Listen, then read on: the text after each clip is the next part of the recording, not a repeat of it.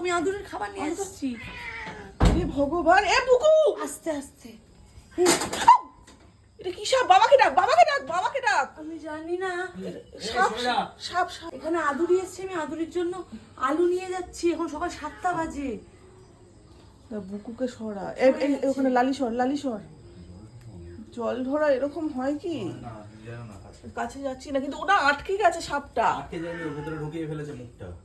কি না সাপ? না, ও নড়তে পারছে না, নড়তে পারছে না, ওইটার ভেতরে আটকে গেছে, ওই ইয়েটার ভেতরে। এ লালি লালি। আমি সকালবেলা আদুরি এসছে, এখন 7টা বাজে, আমাকে ঘুম থেকে তুললো, আমি ও আলু বাইরে নিয়ে কেন? ও যাচ্ছি। বাইরে কেন? বেরিয়েছি চিল্লে কিন্তু ব্যাপারটা হচ্ছে এটা কি সাপ বুঝতে পারছি না, আর সাপটা নড়ছে না তোরে। ও এখানে ঢুকে গেছে। আমি সরো, আমি আমার আদুরিকে আবার খাবার খাওয়াতে যাই। কিন্তু ব্যাপারটা হচ্ছে না, ও ঢুকে গেছে অর্ধেক। এই যে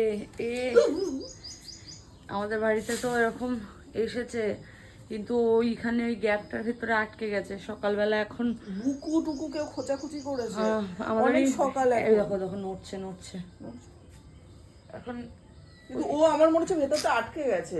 ওই ওই তো নড়ছে। যাক, চলে যাক, এটাই চাইবো। কিন্তু ওখানে ঢুকে গেলেও এটা কি সাপও বুঝতে পারছি না। আপনারা জানেন কালো হলুদ এরকম ছাপ বেরোচ্ছে বেরোচ্ছে বেরোচ্ছে না ঢুকছে কি? আমি কি করছে? ঢুকেও কোথায় বা যাবে? ভেতরে তো ইট পাথর শুধু গো। সকাল তো হলো, বুঝোরও ঘুম ভেঙে গেছে। বুঝো এখন এনাকে দেখছে। তাহলে ওই পরি যেন দেখতে না পাই। হ্যাঁ হ্যাঁ, দেখতে পাইনি।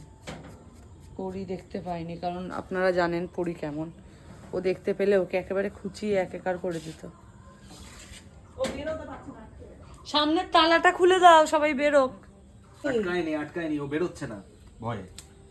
এ ভগবান, বেশ ভালোই বড় সাপটা, কিন্তু ও মানে অর্ধেক শরীর ওখানে ঢুকিয়ে দিয়েছে। ও পুরো ঢোকার সে বেরো, বেরোবে না, নিজে নিজে বেরোবে যতক্ষণ না। ভয়ও তো লাগছে, সে যতই জল ধরা হোক আর যাই হোক, এর এত বড় একটা মোটা সাপ এরকম। দেখুন কিরম, এরকম কালাচের মতো দেখতে কিরম।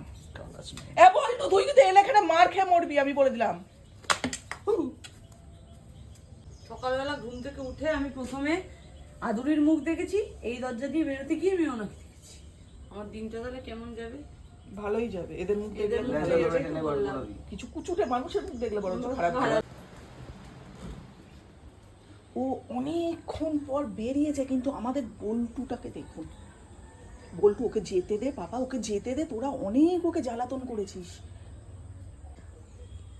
এই যে এই যে বল্টু আসবি না। এই যে ও এবারে ট্রেন দিয়ে বাড়ি চলে যাবে। যাক, ফাইনালি ও বেরিয়েছে, এটাই আমরা খুব টেনশন করছিলাম।